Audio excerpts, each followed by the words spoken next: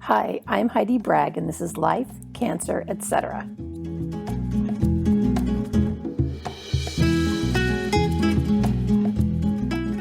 The goal of this podcast is to connect you with stories and resources that'll help you be happier, more resilient, and less stressed.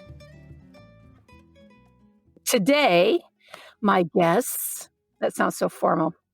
I'm talking with Tiffany Golding and Lauren Bales. Now, Lauren and I grew up together in Southeast Texas. Our families moved from, were you guys in New Mexico or El Paso? I think El Paso, right? Yeah. Because I remember that Jesse and Sarah used to sing the fight song for Carlos Rivera Elementary School. Rivera, I think. Carlos Rivera Elementary School. Yeah, I remember that. So Lauren's family and my family moved to Texas at the same time. My mom and her dad had grown up down the street from each other. Yeah. But then when two families moved in at roughly the same week with large amounts of children, Mm-hmm. you have 5 at the time? 6. I'm number 6. You're 6. So there were 6 of you and 5 of us because Mom was pregnant with Kate. And 2 LDS families, or quote unquote Mormon families. People were all kinds of freaked out, had no idea which children belonged to whom, sometimes acted like we were a commune. It was delightful. Yeah. Southeast Texas in 1979. Is that right? Yeah, I think it was Christmas time, 79, because I was. We were there Thanksgiving. We came Thanksgiving break. All I know is I was past a year, but I don't remember anything before Dayton. So yeah, it was delightful. Okay, and then Tiff is her best friend. Co-mortgagee was the title that was given to me. That's right. It's official. Well, I didn't know if you guys were a couple or best friends or whatever, and I was trying to be sensitive whichever way that conversation went, but I wanted to know before so I didn't step in any uncomfortable situation and be like, no, we're partners. We just bought a house together. We just bought a house together, although I don't always correct people just because it doesn't matter. It doesn't matter. It really doesn't. But. I mean, she's clearly my favorite person, my emergency contact. All of those things. That's the standard we're using these days. I kind of like that. But, we have our own bedrooms. We do. Not that that's any of my business, but I just didn't know. And I always want to be supportive of people's situations. And I'm like, but Lauren, I could just be like, is that a euphemism or did you really just buy a house together? I just didn't know.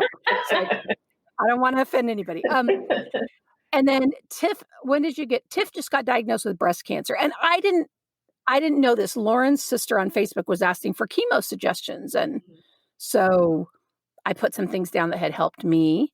And then Lauren messages me and says, oh, P.S., that's actually my co-mortgagee, Tiffany. And she's about to start treatment. And so then we started talking. And besides the fact that you guys are delightful, we have some things in common. And I've really enjoyed our conversations. The reason I wanted to talk to you guys is, number one, Tiff just got diagnosed. And that's an interesting point in the process. It's like the deer in the headlights phase moving to a little bit of acceptance. Okay, what does this mean? Yeah. And I don't know. I just think that's a helpful stage at which to kind of talk with somebody and see what they're experiencing. And I appreciate you guys being gracious enough to go through this, particularly you, Tiff, because you could be like, screw you. I got cancer. You played that cancer card for a long time. Okay, so first of all, how did you guys meet? Oh, gosh. Well, my sister moved to Denver in 2008, and I had been college dropout for a long time. Then I went back to school. I finished my degree. I was planning on joining the Peace Corps, but in 2008, if you will recall, the economy was a little cuckoo, and so a lot more people were applying to the Peace Corps, and the government could send way people. So it was stretching the time out a lot. And I had wanted to leave in August, but wasn't going to leave until December.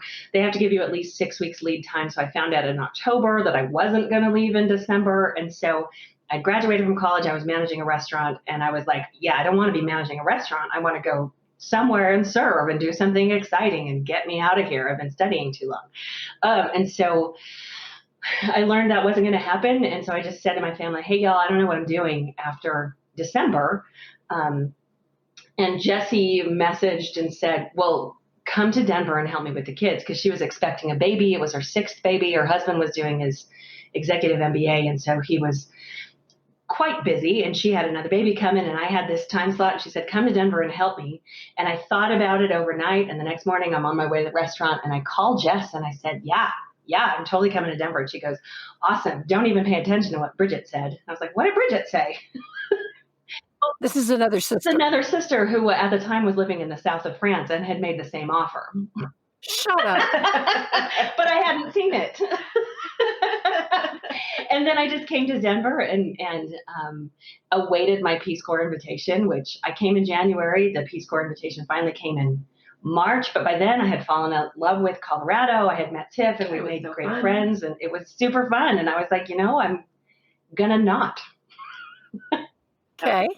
I know. And I just have to say, I would consider the way that we met, like, kind of my own personal miracle. Like, the fact that Jessie and Steve would move into my ward, and that Jessie would be also assigned to be my visiting teacher, and like,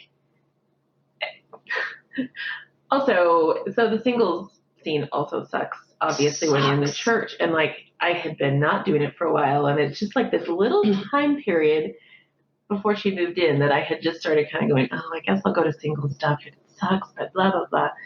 So when she did move in, I was like, I met her at church. I'm like, well, maybe I don't know, I'm going to go to something. Maybe I'll just ask her. So I asked her to go to some stupid singles party with me. I'm like, hey, do you want to go to single stuff with me? And I was like, oh no, are you old enough to go to the older single stuff? Because it's really traumatizing if you're not. So. And I said, my age starts with a 3, right? Because it barely did. my age was about to start with a 4 the next year, and I'm like, oh, sorry, I'm traumatizing you way too early in the game here. But it was the land of misfit toys. But it is. It was super easy to hang out and chat with Tiff, and that's who I wanted to talk to at the party. Yeah. So like, I just think, well, I don't know if I would have been brave enough to be like, hey, you want to go do stuff? Because, Yeah, but while I was divorced, okay, for those of you who don't know, like a ward is like your congregation, kind of like your parish. Yeah. No worries. I know later because people tell me, I didn't know what that meant. And I'm like, crap. Yeah. Okay. A ward is like kind of your parish. It's your congregation. In our church, they do it geographically. You don't just get to shop around and go wherever you want. They do have some special units set aside for people who are single, so that they're not just in a congregation with a bunch of families and you're the only single person there. But some of those can, as Tiff said, be traumatizing. Yeah. So it's fun when you're in college, and it's okay fun when you're just out of college. But then it gets difficult. And the other term Tiff used was visiting teacher. So we have this thing where basically you have a list of people that you're asked to just check in with each month. You can text them, you can call them, whatever, but just kind of making sure they're okay. It's a way of we don't have any paid clergy. So it's a way of trying to meet the needs and keep up with everybody in the congregation and just let everybody know that they're cared about. And if they're, if they're going to have a baby, if they're sick, if they're whatever, that you can let other people know so that they can help. Yeah. So Jess and Tiff met that way and knew that I was coming to town, and then it just kind of worked. Yeah. Okay, so when did you guys buy this place? Well, that was 2017. She had a condo, I had a condo, and then I tired of living alone, really, and anyway, so we thought, well, we like to travel together. What if we pooled our resources? That's crazy. Now let's think about it. Okay, yeah, let's do that. It's a good market right now. It's a good market. Yeah, let's do that. So we both moved into my parents' house while we sold our places. And while I finished my music degree, because I had decided what I really, really, really wanted to do was teach music, and So I was in school, and so it was a crazy time. Yeah, you realize how bizarre this sounds, and it's neat that it all, like, worked out. Yeah. And from the pictures I've seen of the place, you guys have a nice place, so Yeah. Yeah, well, we've gotten to choose some things Yeah. that we couldn't have chosen necessarily by ourselves. And we're So, lucky that we have kind of the same taste and like the same things. We don't fight about anything. what we want to put in or what we don't want to put in. And yeah, it's worked really well. So okay, so that you've had this for 3 years roughly? Yeah, mhm. yeah, Nice. yeah. Yeah, it's a nice place. Is that subway tile? Looks like subway tile in your backsplash. It's quite nice. Yeah, it's subway Indeed. tile, and then there's a little pop above the above the stove. That's the same as around our fireplace. It's very exciting. It's fancy. It's a nice place. Okay, so you've been friends for a while, roommates, co-mortgagees for 3 years. Mhm. Roommates doesn't imply ownership, and I wanna make sure I yeah. Anyway, you've owned this place together for 3 years, and then Tiff, what happened? Um, Gosh, it's a funny. I don't know how much you want me to tell you, but like Whatever you wanna tell. because I find it a weird progression because I am the ultimate procrastinator, and like I worked for a company for years. And it's basically the same company, but I was an employee, and then we had health insurance, and I would go. I say every year, not really every year. I go, get a basic health screen every year, and they'd be like, you need to get a mammogram. You're in your 40s, and I'd be like, yeah, okay, I will, sure. Um, but I never did because I procrastinate, and I only want to go to the doctor for like my blood work for my thyroid, and I just want everything to be fine. So, and it really just was through my 40s, and then last year, my boss sold the company to a bigger company, and that put us into independent contractors. And by the way, no health insurance. And I was like, oh crap, now I got to get my own. And I just didn't. And I was like, well, I'm fine. I'm a healthy person. This is what I tell myself, and I think I am basically. And so when my thyroid medication finally ran out, I was like, oh. I feel really crap. I really need to go somewhere, and now I'm gonna have to get some health insurance and find a doctor to do my blood work and blah blah blah. So that was kind of the impetus of getting health insurance to do that. And so I went to my first appointment, and she was a nice doctor, and she's like, "Okay, I'll prescribe your thyroid, but if I asked you to get a mammogram, would you? I mean, you're 50 now." And I was like, "Yeah, I guess if you'll schedule the appointment for me, I guess I will." So she did, and I went to it beginning of October 6th. Yeah, I went. Not that Lauren's keeping track, but I don't have to remember everything because Lauren remembers all the things. I'm up for it. She's my memory. So I went and got a mammogram, and she's like, "Okay, well, they might ask you to come back for an ultrasound. Don't be alarmed. It's okay." It's like, "Oh, okay, that's great." And I tootled off to my life, and then they called and said, "We would like you to have an ultrasound." So I did that the next week on the 13th. I remember saying to Lauren, I was like, "Oh, that's a perfect day to find out you have cancer." Laughing. Yeah. don't say Well, and can I interject in here? I had gone to visit my parents, which this whole year of 2020, we have been pretty darn locked down and very good about staying isolated. And I was like, my parents are doing a good job of being isolated, and I miss them, and I'm going to go see them. So I went to see them the weekend between the 6th and the 13th. And I was there from Saturday to Monday, and my dad got COVID and found out while I was there that he had COVID. And I was like, oh, the irony of me doing everything I can to protect my parents. And then I'm exposed by them. typhoid bond. Yeah. Yeah, which means I come home on the 12th and she has an ultrasound on the 13th. But because I don't know whether I'm Right. positive, I'm keeping my distance. Like, we're wearing masks in the house and staying far apart. And I can't sit by and pat and hugs. I need all the hugs, and I can't have any. Yeah. So, Can I interject yeah. here? Our daughter just came home from school a week and a half ago. And because, my oncologist said, wait 5 days before she gets tested because we've had false positives for up to 5 days. They did the testing. Normally, the testing takes you 24 to 48 hours to get back. They told her it's 4 to 7 days. So we just now this morning, she came home on the 14th. Just now this morning, like an hour and a half ago, got the news that she's negative, so she can take off her mask. Because I have only hugged her like 3 times because I've hugged her with my mask when I was about to go shower, whatever, because I talked to my oncologist again this week. I'm like, this is nuts. They said, well, do this and blah, blah. So it's been, I get it, because you're just like, you want to be there. Yeah.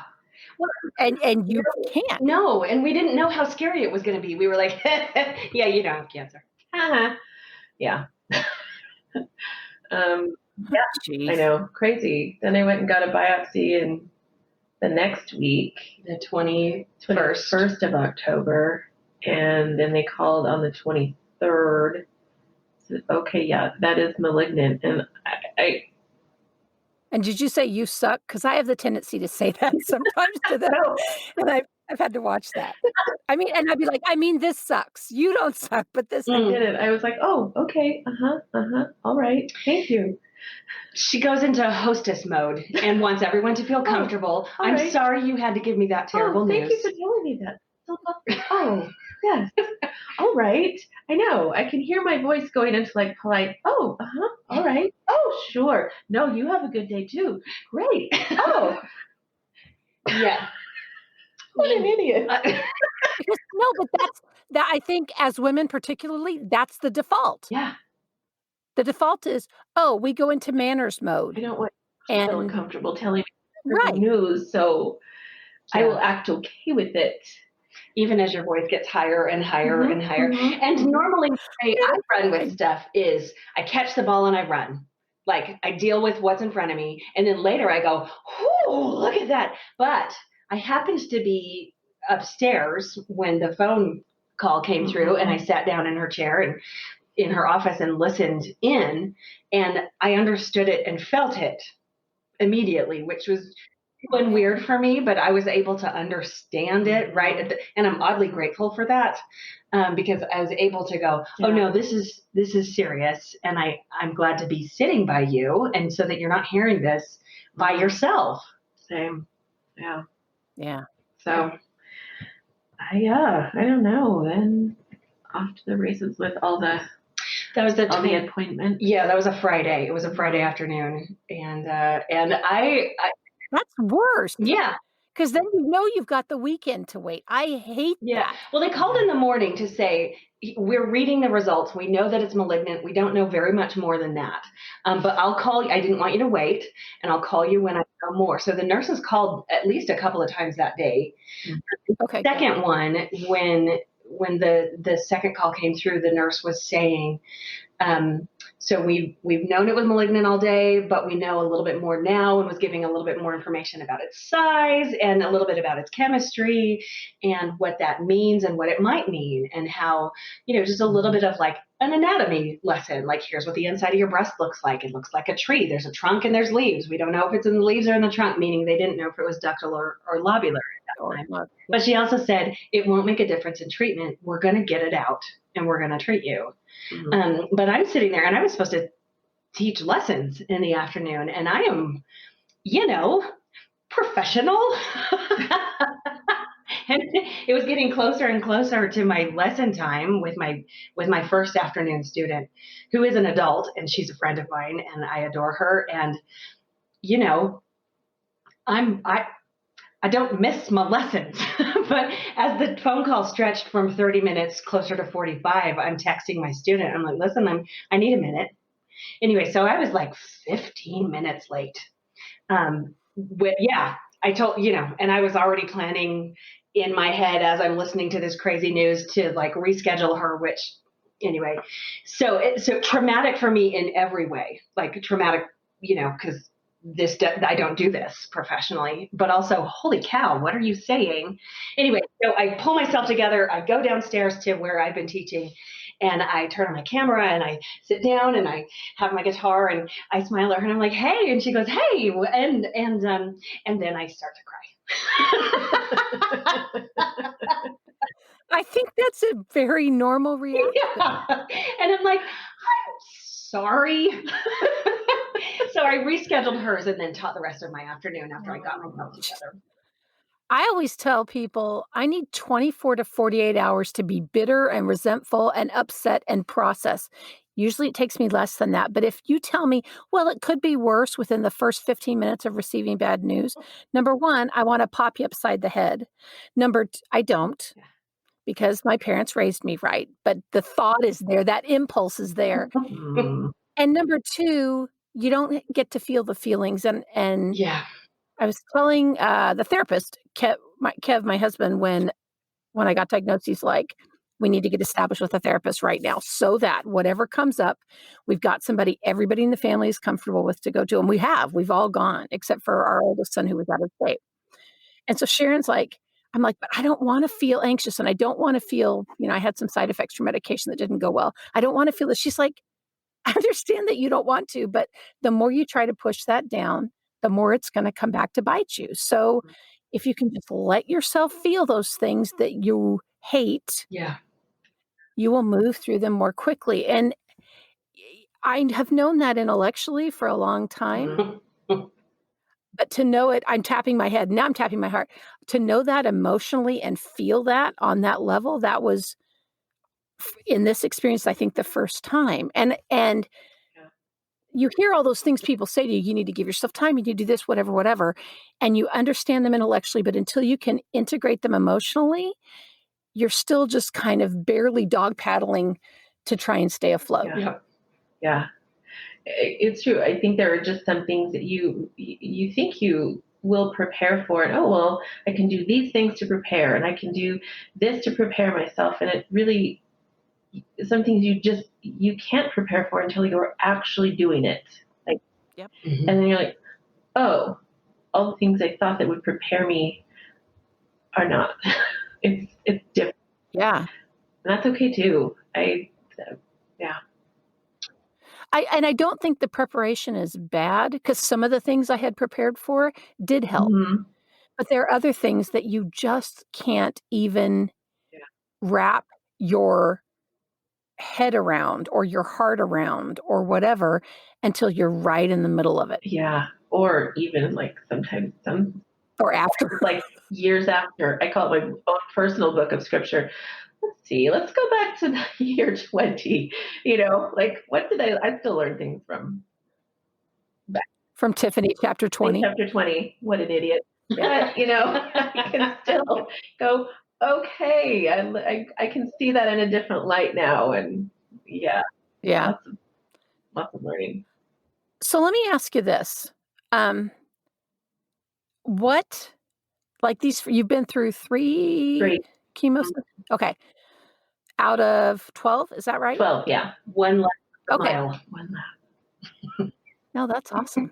That's awesome. Okay, so what has surprised you in these first 3? And I know some of the stuff because we've talked about it, but for other people, what's been surprising about these first 3 or different than your expectation going in? It's funny. I mean, obviously, when you hear the word chemo, you're going to need chemo, and you think, whoop, that sounds way more serious than I thought this was. I thought that feels like we're in a different place. And so your expectation is obviously you read all their literature, and I'm on Taxol and Herceptin. So you read all the literature and you think, well, these are the side effects, and this could happen in mouth sores and, neuropathy in your hands and feet. And, obviously I zone in on the things that concern me, nausea and all the things. And I think, okay, well, that's going to be terrible. And how am I going to prepare for that?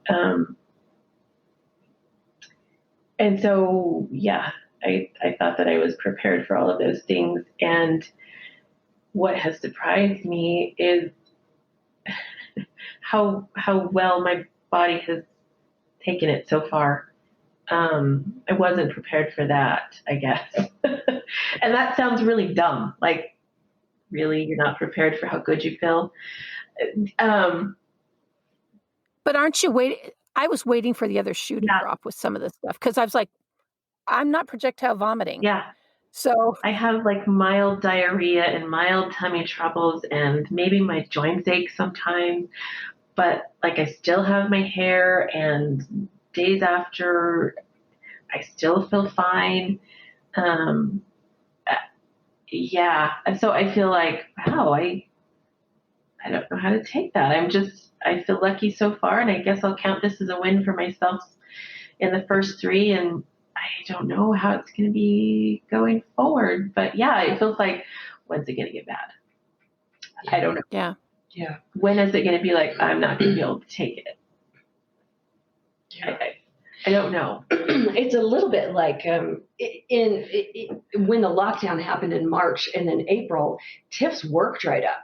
Like there was no work for her in April because nobody had figured out how to do it. How do you do a remote depot? Oh, Yeah. Yeah. Meanwhile, Tiff's the court reporter, yes, Yeah. court stenographer. What's the right word? court reporter. court reporter. That's Okay. Yeah. And so my workload went up. So my stress level went up with my workload as I figured out how to teach lessons online. And Tiff's stress level went up because her workload went down. So all of April, she's like, got time to finish a quilt that she started and hang out with her mom great. and wonder when she was going to have work again. It was not relaxing. It didn't feel like a vacation. That's a little bit how it is right now, where like you feel good, but you know you've got 9 more rounds of infusions and that your body's going to bounce back slower each time. And when, are you going to have the same kind of week next week as you had this week? We don't know. So it's hard to enjoy how good. Yeah, limbo's a very uncomfortable place to be. Totally. Yeah. Even though we're trying. I don't live well in the unknown. Me either. The unplanned and the unknown is very uncomfortable for me. How long after surgery? Because you had a lumpectomy, Oh, right? yes. So So how long after? I had a lumpectomy November 11th. November 11th. I'm going to defer to Lauren on that tip. Sorry. No. Yeah, well, I was totally with you. Was it? It was Okay. the 10th. Okay, I'm sorry. My bad. I'm like getting the book out. Oh, great. Now they've got to validate. This is awesome. Totally the 10th. I'm totally wrong. Yeah. They Wow. chemo poured in, they took the lump out, and they did a lymph node. I'm like pointing at all places. They did a lymph node biopsy. Where's your port? Right. Yeah, that's where mine Yep. was. See my scar? So left side under her clavicle is It the feels like port. a weird alien. I can't get used to that. I'm constantly like, is that still okay? Yeah. Like that's And the scar tissue will kind of, like granulated tissue will kind of lock around it. It'll feel less okay. kind of fluid in there. I don't, you know what I mean? Weird, yeah. I don't know what you mean, and I'm grateful. I mean, this is literally the first time I've ever had an operation or been put under or anything else. I'm like, wow, this is weird. They did it all at the same time though, right? They did the port when they, okay. Yep. I did all of it. Yeah. So, after the 10th, then I didn't start chemo until. It was going to be the 2nd of December. That's right. But I had a lot of fluid on my lumpectomy site. So she wanted me. Oh, that's right. So I remember that. yeah. What day of the week do you go? Wednesday. Okay. Yeah, I always wanted it to be Friday so I could have the weekend. And my oncologist was like, no way. I want it on Monday. So if you have any reaction, I know about it and I can treat you here and you don't end up in the ER. And I was like, okay. fair point. Okay, but yeah, so I feel like I just feel really lucky. It's gone really well so far. But I think that's important for people to know that you don't, like I said, immediately start projectile vomiting the minute it hits your veins. You don't. Yeah. Some people, some people might. Yes. For example, on Wednesday when Tim was in chemo, tell it. I did. So I have a friend who maybe more of an acquaintance. I've just known her also in our ward, and she's friends with a lot of circle of friends. And people, We saw her the first time I went to see the surgeon.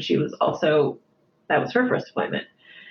Hers is much worse than mine. And she went to get her chemo. She's on like 4 things, I think. And mm, she had a terrible reaction, rash all over her face. She spent the night in the ER because of her heart. And oh, geez. it was, I know, just terrible. And she lost her hair that first weekend and sick like she does it on a 3-week round. So it's not every week, but it's every 3 weeks. And she hasn't had her lumps removed yet because they're too big and they're trying to shrink them. And I'm like, oh, I'm so sorry. I'm just going to be quiet and not complain because I feel, wow, that's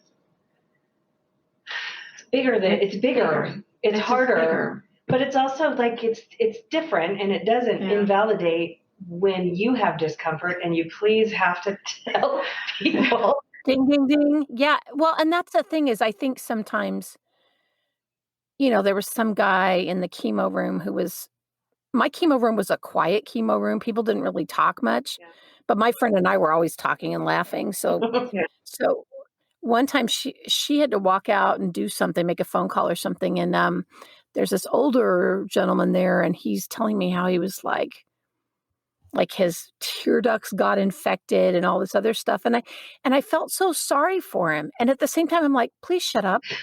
I really, it's like, I am so genuinely sorry that you were going through that. And please don't put that in my head. Right. Because I don't need that, and it's as someone who cares about other people, Mhm. it's a really weird, it's another one of those limbo in between spaces to be in that's really hard to kind of negotiate. Yeah. Yes.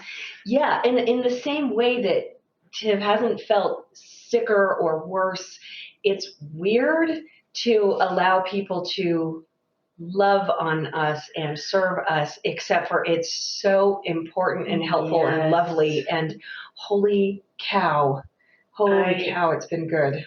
Yeah. I think that's the other piece of it is just feeling the love of other people. Like, and this is going to sound weird, like as a single person in the church, and I'm sorry, this is so specific to a religion, but But I think people in various religions can identify that. like as a single person in the church, like you're not having babies and you're not having sick children and you're not having like reasons for people to come to your house and bring you meals or be extra concerned about you because of like a member of your family is sick. It's just you. And if you're just generally healthy and fine, there's no reason for anybody to come and be like, oh, here, let us bring you dinner. And I was like, I think this is the first time in my whole life anybody's ever come to my house and brought me dinner. And that feels so lovely. And yet, like, oh my gosh, you guys, what are you doing? It's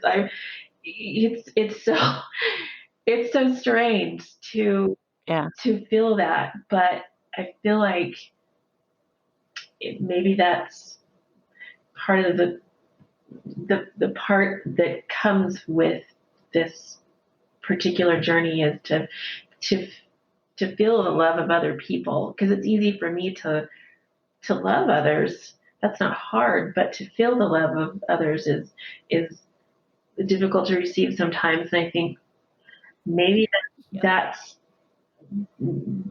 a purpose, and I just have to appreciate that and go, okay, I can take that and appreciate it and let it buoy me up. So, because it will get harder. Yeah, it totally will, but it's almost like that.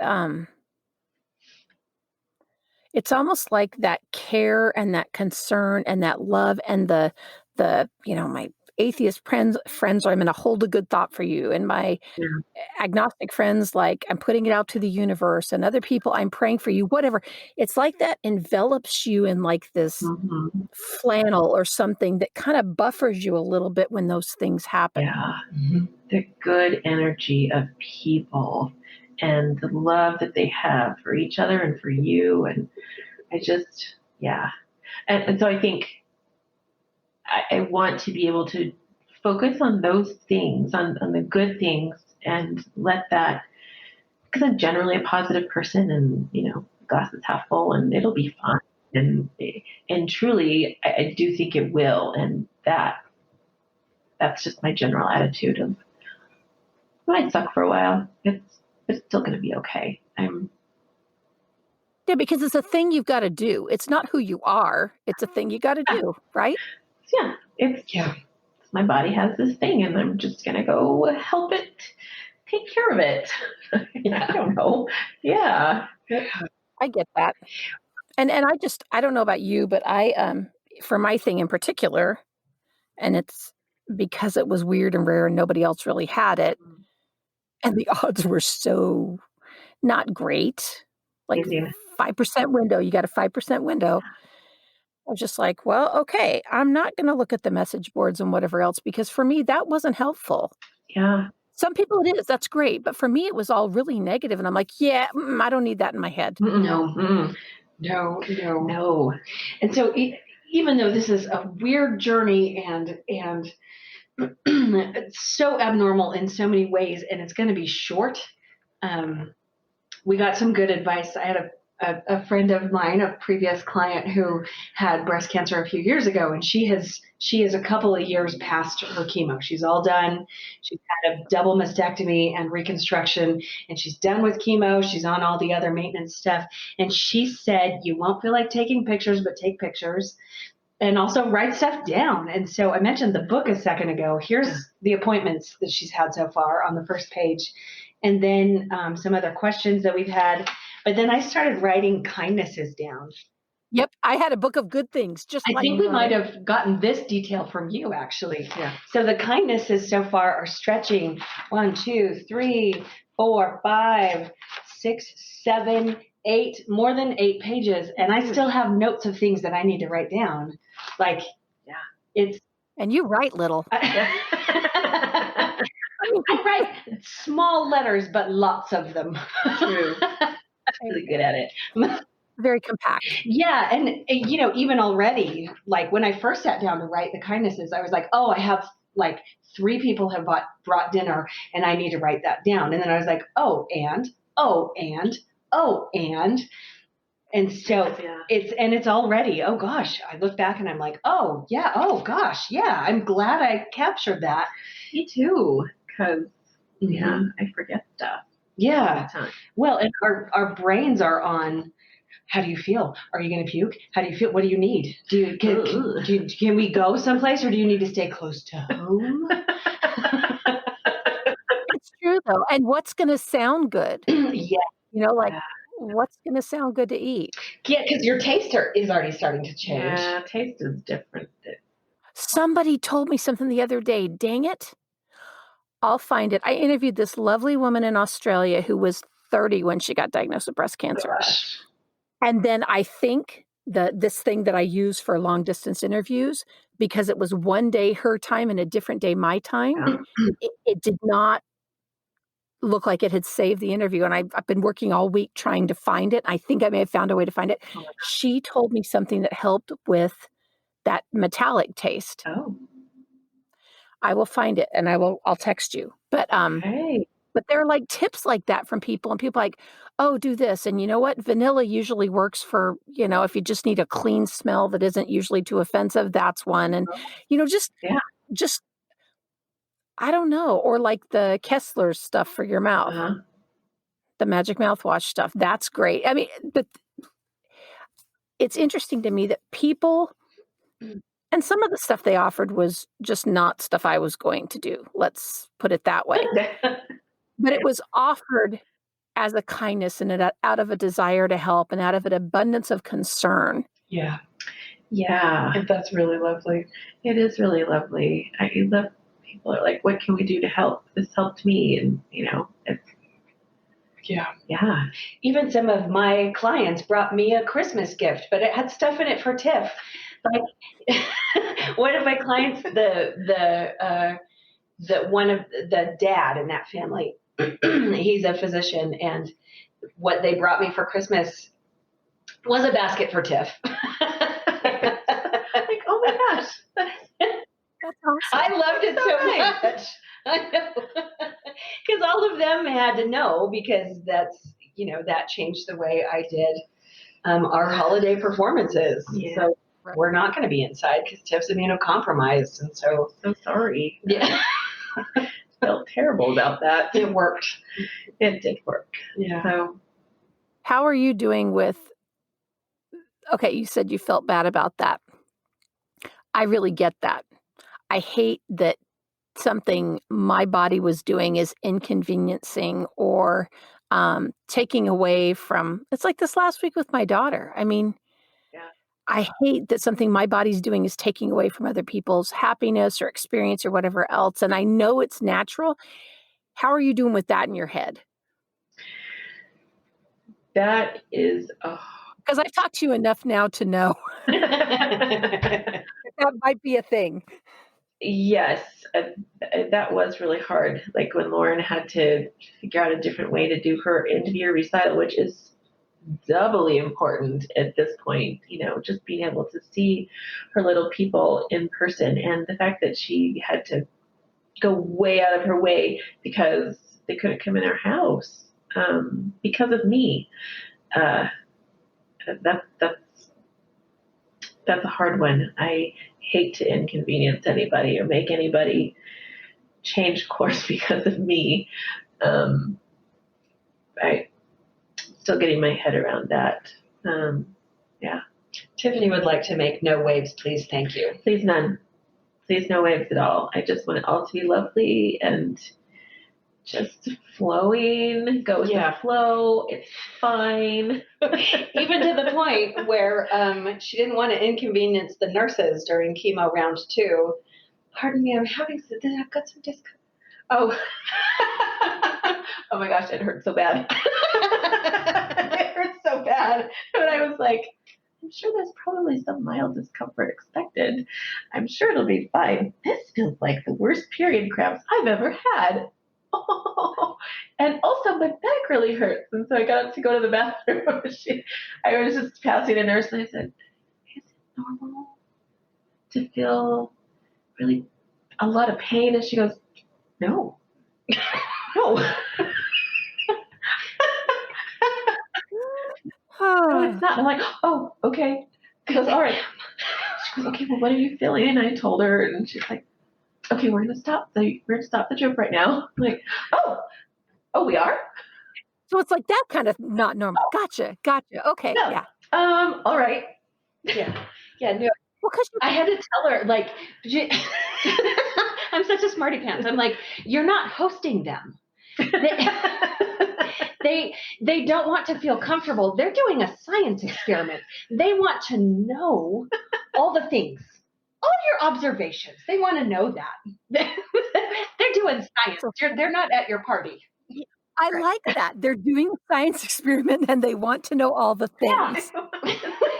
Well, then it's because it's hard because you don't want to be that patient. No, exactly. I just want to get in there. I want their job to be as easy as possible. I know they're like rushing around because it's busy in there. Oh yeah. And I don't want to be like, excuse me, ma'am. Excuse me. Could you? I feel like my ovaries are being torn out of my body right now. Could we please? Is it normal? Is that okay? Could you give me a warm blanket? Oh, It's just like, oh no. and they have a lot of tips and tricks for helping with things, and that's what I realized. So my regular oncologist that had been my oncologist before, that was just doing checkups for the first cancer I had, her mom is her nurse practitioner, which is awesome. And Tulia, her mom, has been an oncology nurse for 25 years, 30 years.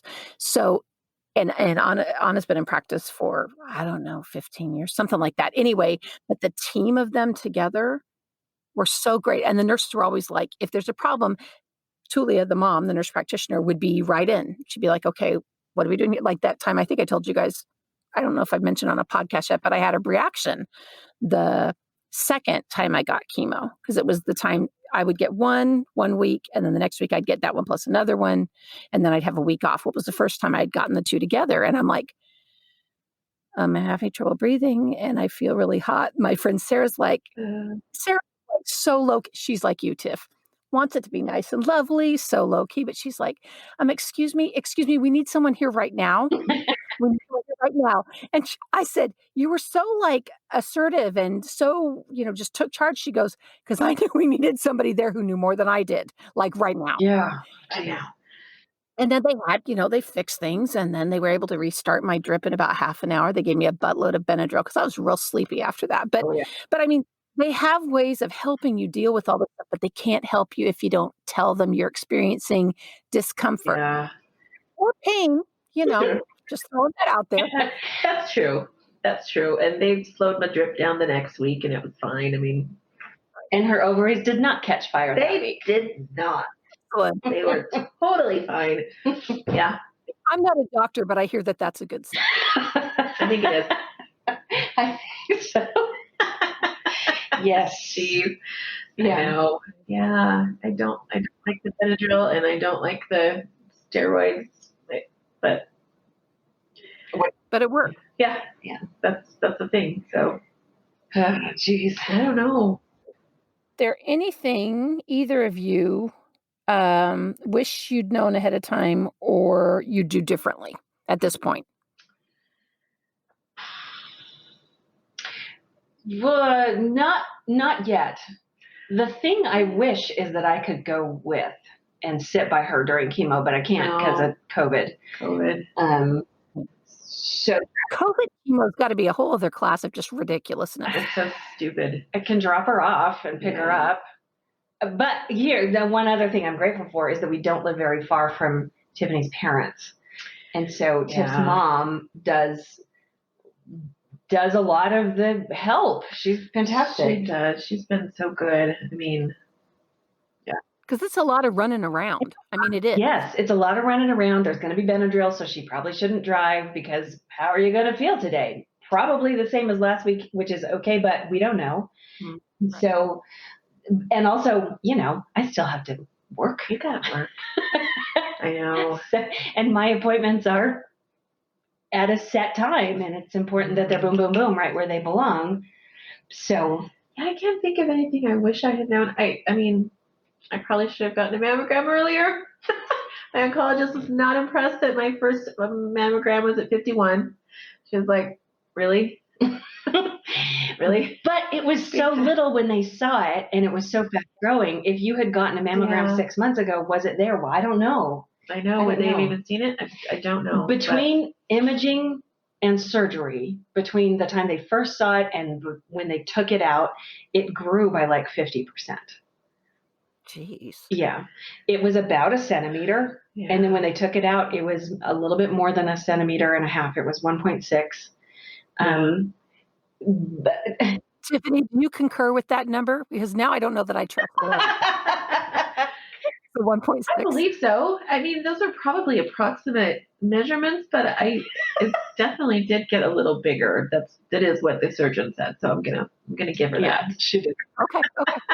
Well, and she also said, the surgeon, that imaging tends to it's imprecise, so it may have Yeah. underestimated the size a little, and they said it was almost a centimeter. It was like a centimeter by a centimeter by almost a centimeter, which is just slightly smaller than a cubic centimeter. But then when they took it out, it was 1.6. I don't know if she was counting the margins included, Mm. I don't or if know. she means the lump is. Also, we were talking last night. What does a lump look like? Does it look like a lump of fat? I Is it wish I'd been yellow? able to Is see it, what color is it? What? Depends what it is. I'll text you guys a picture of the tumor they took out of my heart. Oh, Okay. yeah. Like not now, but like later when we're done. I'll text it to you. Yeah. See, I want to see all that stuff because I have two. I have the heart lump, and then I have the one they removed from my leg, which was totally benign, but the one they removed from my leg last week, and they look very different. Okay. Yeah, I wanna see I want him. to see that for sure. Okay. Like I don't get grossed out by that stuff. I find it interesting, but some people would be like appalled. Yeah. No, I totally find it interesting too. It's like this then just hiding out in your body, and you're like, I'm sorry. What is that? You don't belong here. Yeah. you Like you don't belong here. Yeah, the interloper is what we've The called the lump. interloper. I like The that. port is named Ripley. Yeah. Because it's an An alien. alien. I know.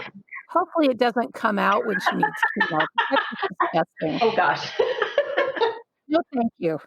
Okay, what else I gonna ask you? So far, what are the biggest things that each of you have learned? Oh, um, I know I should have thought about this before, Heidi. You're asking me the question. And if there's nothing yet, it's okay that there's nothing yet. If you're just in the because you're in the middle of it, sister. I mean, you can just say pass. You know, That people love you. yeah, I think that's the lesson so far that I've learned is that I'm lovable. Apparently, You're not just lovable, you're loved, Tiff. I 2 different things. You're both. Mm. yeah, and I know that shouldn't seem eye opening, but that's really really wonderful, and uh, I've learned that I can sit in the unplanned and the unknown. I can do that. Even if you hate it every minute. Even if I hate it, it's okay, and I can do that. And I can still live my life, and I can still function in that space. And so far, that's okay. I don't know. Nothing profound, I guess. No, I think those are both very profound things. Yeah. Lauren? I think one thing that's new is, a more visceral understanding of what's important. And so you talked earlier, Heidi, about understanding something intellectually, but it's different when you would experience it.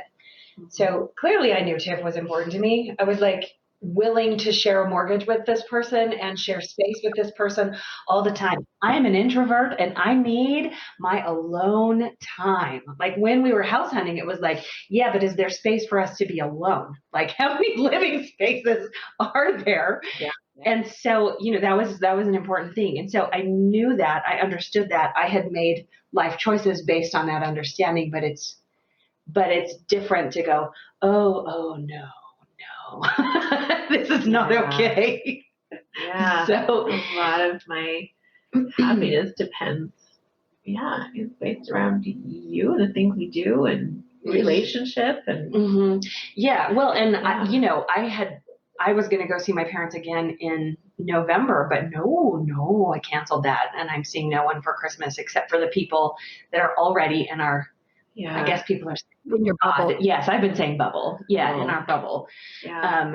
And that's hard. Like my sister in town, I'd like to see her a lot more, but I don't see people in person, which was also kind of why it was a big deal to have my students come to my driveway and perform their holiday music on my driveway because I hadn't seen most of them in person since March. And it was so good to see them in person, even though we all had masks on and we were staying far apart and it was outside and it was chilly because it's Colorado and it's December.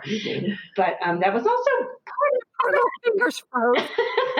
yeah, it was Lauren, I can't play. there was a little bit of, oh my goodness, it's hard to play. I had a pair of brothers playing Carol of the Bells on piano and guitar, and it was adorable because teenage boys are adorable. But yeah, their hands were a little chilly. But you guys found a way to do it. I Yeah. think part of that ingenuity, I think you figure out the workarounds when you have to. Yeah, Absolutely do. and being rooted in the visceral, real understanding of this is important to me, and because it's also important to you, it gives strength and stability, and it's easy to do harder things when there's that. And there were times when I lived alone and I didn't have, and I wondered, hello, does anybody know I'm here? And so I recognize how fortunate we are, how lucky we are, how good this is. And because I've had it not. Well, and your friendship, I mean, just talking to you guys together. Lauren and I haven't talked maybe once or twice in the last 30 years, right? 20 years, something. I accidentally called you the night before Tiff and I went to Los Angeles in 2012 to see Barbara Streisand. I was up late. Was that what it was? Because I just remember. Okay, anyway, it was fun. It was fun. I was like, oh, hi. It was great, but okay. Yeah.